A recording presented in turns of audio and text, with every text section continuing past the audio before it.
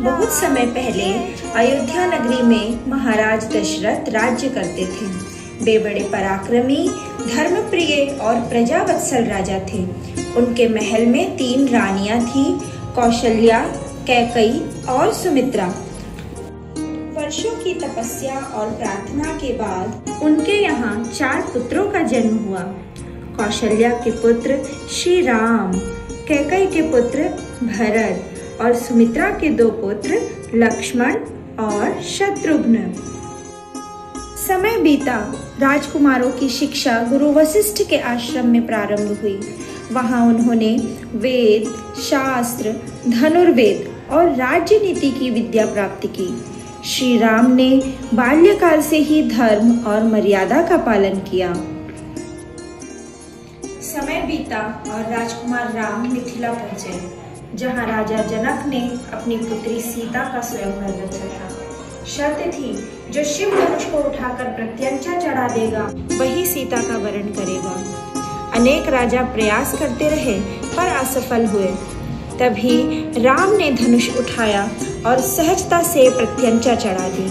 सीता ने राम को पति रूप में स्वीकार किया। भाग्य को कुछ और ही मंजूर था।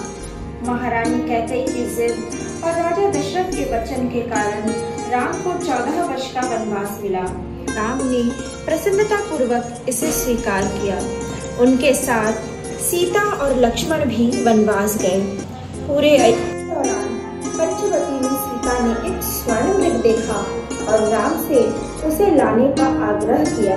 राम मृग के पीछे चले गए और लक्ष्मण को सीता की रक्षा का आदेश। राम द्वारा मारीच मारे जाने पर उसने राम की आवाज लगाई। आवाज सुनकर सीता ने लक्ष्मण को राम की सहायता हेतु भेजा। इसी समय रावण साधु के वेश में आकर सीता हरण कर ले गया। उसने उनका साथ दिया पवन पुत्र हनुमान और वानर सेना ने। हनुमान समुद्र लांघ कर लंका पहुंचे, सीता जी से मिले और प्रभु राम की अंगूठी देकर उन्हें आश्वासन दिया। उनकी भक्ति सदा सर्वदा अमर हो गई। इसके बाद लंका में महायुद्ध की वानर सेना ने रावण की असुर सेना का सामना किया।